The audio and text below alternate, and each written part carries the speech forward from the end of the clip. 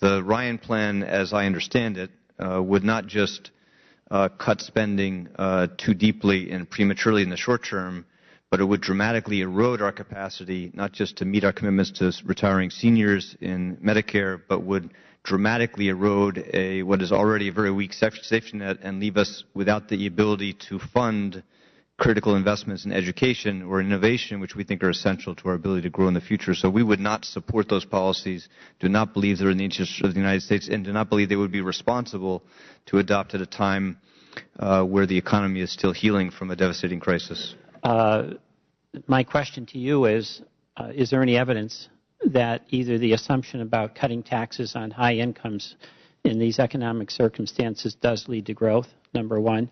Number two, is cutting some expenditures in these items I mentioned, medical research, education, is there evidence to indicate that that will also lead to growth and a lower debt?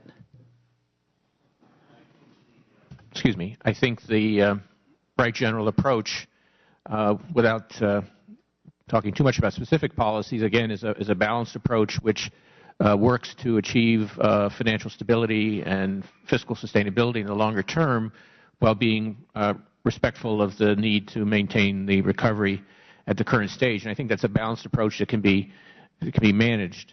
On the other issues, I think it's also important not just to look at the size of the debt or the debt-GDP ratio, but ask ourselves, what is the quality of the fiscal programs being undertaken?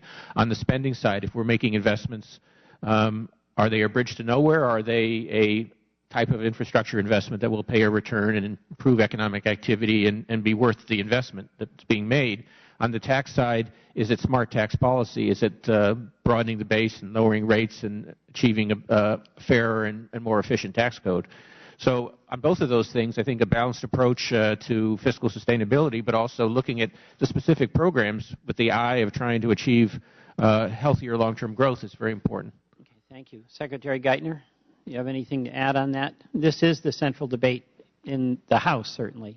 The fundamental debate we have to face and the things that happen at the end of this year require Congress to confront these things, provide a huge incentive to deal with them now. And the choices are, how fast should we cut our deficit?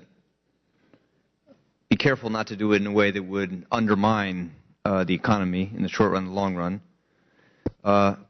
What mix of cuts and tax increases is most appropriate for the long run?